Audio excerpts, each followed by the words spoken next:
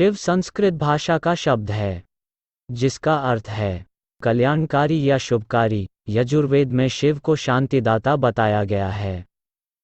She का अर्थ है पापों का नाश करने वाला, जबकि व का अर्थ देने वाला यानी दाता। शिवलिंग। शिव के दो प्रमुख स्वरूप है, एक वह जो स्थूल रूप से व्यक्त किया जाए, दूसरी वह जो सूक्ष्म रूपी अव्यक्त लिंग के रूप में जानी जाती है। शिव की सबसे ज्यादा पूजा लिंग रूप में ही की जाती है। लिंग शब्द को लेकर बहुत भ्रम होता है। संस्कृत में लिंग का अर्थ है चिन्ह, इसी अर्थ में यह शिवलिंग के लिए इस्तेमाल होता है। शिवलिंग का अर्थ है शिव यानी परम पुरुष का प्रकृति के साथ समन्वित चिन्ह। शिव, शंकर, महादेव। शिव का नाम शंकर के साथ जोड़ा जाता है। लोग कहते हैं शिव शंकर भोलेनाथ। इस तरह अनजाने ही कई लोग शिव और शंकर को एक ही सत्ता के दो नाम बताते हैं। असल में दोनों की प्रतिमाएं अलग अलग आकृति की हैं। शंकर को हमेशा तपस्वी रूप में दिखाया जाता है। कई जगह तो शंकर को शिवलिंग का ध्यान करते हुए दिखाया गया है। शिव ने सृष्टि की स्थापना, पालन और विनाश के लिए ब्रह्मा, विष्णु और महेश भी शंकर का ही नाम है, नामक 3 सूक्ष्म देवताओं की रचना की है। इस तरह शिव ही ब्रह्मांड के रचयिता, पालक और संहारक हुए। भगवान शिव को इसीलिए महादेव भी कहा जाता है। महादेव यानी सभी देवताओं के भी पूज्य देव। इसके अलावा शिव को अनेक दूसरे नामों से भी जाना और पूजा जाता है। अर्धनारीश्वर।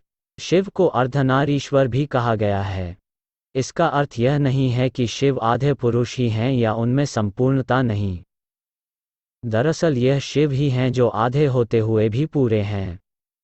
इस सृष्टि के आधार और रचयिता यानी स्त्री पुरुष शिव और शक्ति के ही स्वरूप हैं। इनके मिलन और सृजन से यह संसार संचालित और संतुलित है। दोनों ही एक दूसरे के पूरक हैं। नारी प्रकृति है और नर पुरुष। प्रकृति के बिना पुरुष बेकार है और पुरुष के बिना प्रकृति। दोनों का परस्पर एकरूपता का संबंध है। अर्धनारीश्वर शिव इसी संपूर्णता के प्रतीक हैं। आधुनिक समय में स्त्री पुरुष की बराबरी पर जो इतना जोर है, उसे शिव के इस स्वरूप में बखूबी देखा समझा जा सकता है। यह रूप बताता है कि शिव जब शक्ति युक्त होता है तभी समर्थ होता है। शक्ति के अभाव में शिव न होकर शव रह जाता है, और शिव विहीन शक्ति भी अनियंत्रित रहती है। महाकाली और पार्वती स्वरूप से शक्ति की पूर्णता को समझा जा सकता है। पार्वती रूप में पूर्णता हेतु शिव आराधना करके शिव को पति रूप में प्राप्त करके जगत माता शक्ति बनी। महाकाली रूप में क्रोधावश शिव से पृथक शक्ति विनाश कर रही थी, किंतु शिव के स्पर्श जब मां ने परमपिता के वक्ष पर अपना चरण रखा तब मां नियंत्रित हो सौम्य हुई। शिव स्वरूप। भगवान शिव का रूप स्वरूप जितना विचित्र है उतना ही आकर्षक भी। शिव जो धारण करते हैं उनके भी बड़े व्यापक अर्थ हैं। जटाएं। शिव की जटाएं अंतरिक्ष का प्रतीक हैं। चंद्रमा मन का प्रतीक है। शिव का मन चांद की तरह भोला, निर्मल, उज्ज्वल और जागृत है। त्रिनेत्र। शिव की 3 आंखें हैं, इसीलिए इन्हें त्रिलोचन भी कहते हैं। शिव की ये आंखें सत्व, राज, ताम 3 गुणों, भूत, वर्तमान, भविष्य 3 कालों, स्वर्ग, मृत्यु, पाताल तीनों लोकों का प्रतीक हैं। सर्पहार। सर्प जैसा हिंसक जीव शिव के अधीन है। सर्प तमोगुणी व संहारक जीव है जिसे शिव ने अपने वश में कर रखा है। त्रिशूल। शिव के हाथ में एक मारक शस्त्र है। त्रिशूल भौतिक, दैविक, आध्यात्मिक इन तीनों तापों को नष्ट करता है। डमरू। शिव के एक हाथ में डमरू है जिसे वह तांडव नृत्य करते समय बजाते हैं। डमरू का नाद ही ब्रह्मा रूप है। मुंडमाला। शिव के गले में मुंडमाला है जो इस बात का प्रतीक है कि शिव ने मृत्यु को वश में किया हुआ है। छाल। शिव ने शरीर पर व्याघ्र चर्म यानी बाघ की खाल पहनी हुई है। व्याघ्र हिंसा और अहंकार का प्रतीक माना जाता है। इसका अर्थ है कि शिव ने हिंसा और अहंकार का दमन कर उसे अपने नीचे दबा लिया है। भस्म, शिव के शरीर पर भस्म लगी होती है। शिवलिंग का अभिषेक भी भस्म से किया जाता है। भस्म का लेप बताता है कि यह संसार नश्वर है। वृषभ, शिव का वाहन वृषभ यानी बैल है।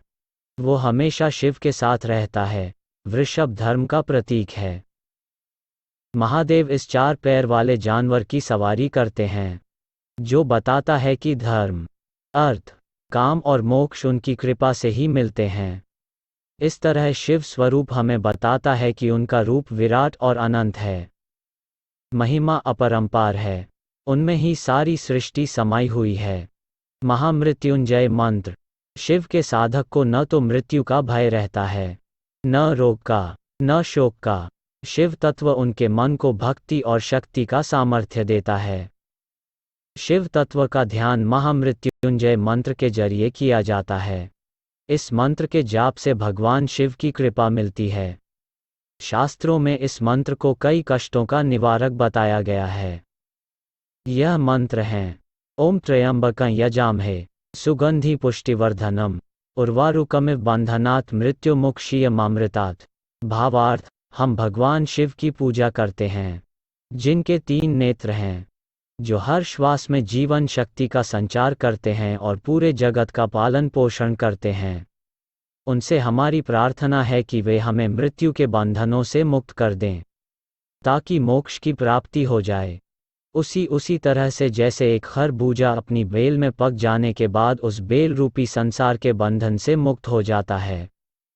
मृत्युंजय, मृत्यु को जीतने वाले, भक्तों को अभय देने वाले। अघोरेश्वर, जो घोर ना हो, सहज हो, सौम्य हो, सरल हो। पशुपतिनाथ, संपूर्ण चराचर जीवों के नाथ यानी स्वामी। नीलकंठ, जो हलाहल विष, संपूर्ण नकारात्मक शक्तियों को आत्मसात करने में सक्षम हो। महाकालेश्वर, जो काल के भी स्वामी हो, काल इनसे ही उत्पन्न होकर इन्हीं में विलीन हो जाता है। नटराज, संपूर्ण कलाओं में जो निपुण हो और संसार को सिखाने वाले। योगेश्वर, योग द्वारा अपने आप को जन्म मृत्यु से मुक्त करने की कला के प्रदाता। नाथपंथ से गुरु गोरक्षनाथ जी महाराज शिव का ही योगी रूप है। शिव गोरक्ष, शिव गोरक्ष, शिव गोरक्ष। शिव ने ही किरात, शिकारी के रूप में जन कल्याण हेतु शाबर मंत्रों की रचना की। श्रीहरि नारायण के अवतारों को पूर्ण करने में शिव का योगदान रहा। शिव के नाम, रूप, गुण की व्याख्या करना पगलू के लिए ही क्या वेदों के लिए भी असंभव है। हनुमान जी महाराज और भैरवनाथ जी उस्ताद इन्हीं शिव के रूप है, और सभी मात्र शक्ति शिव के शक्ति स्वरूप का प्रतिनिधित्व करती है। शिव समधि में भी चेतन है और चेतनता में भी समाधिस्थ। शिव तत्व को ही धारण करके योग और काम संभव है। सरल शब्दों में शिव ही सृष्टि है। शिव ना होंगे तो ना होगी शक्ति, ना होगा संसार में प्रकाश रूपी ज्ञान। शिव से सब है, शिव में सब है, पगलू शिव ही सर्वपूज्य भगवान। यदि कोई त्रुटि हो तो क्षमा प्रार्थी हूँ। जय मृत्युंजय अघोरेश्वर महाकाल।